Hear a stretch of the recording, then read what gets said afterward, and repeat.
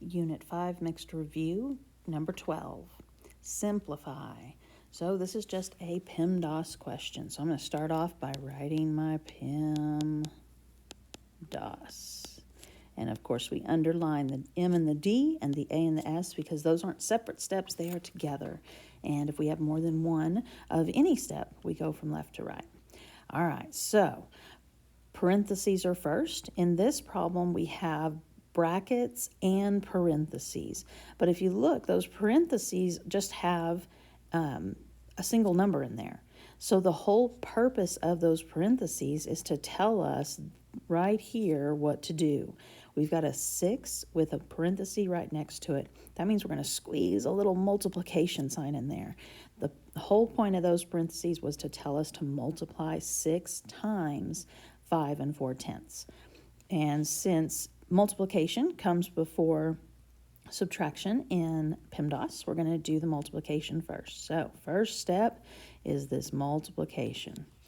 So I'm going to go ahead and go 2 bracket 3 5 decimal 5 minus, and I'm going to replace my circle. So I've got 5 4/10 times 6, putting the number with more digits on top, not worried about lining up my decimals, and just multiplying like normal. 6 times 4 is 24.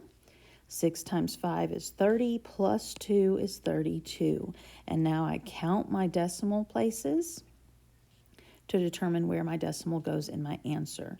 So I've got a 4 behind the decimal, and since that 6 is a whole number, the decimal's here with nothing behind it. So just one digit behind the decimal, so my decimal goes right there between the 2 and the 4. That gives us 32 4/10. Bracket.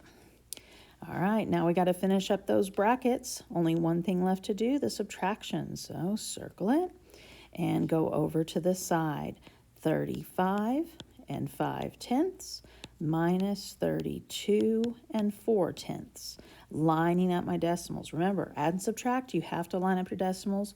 Multiply, you don't. 5 minus 4 is 1, parentheses, or not parentheses, decimal comes straight down. 5 minus 2 is 3, and 3 minus 3 is nothing. And so we get 3.1.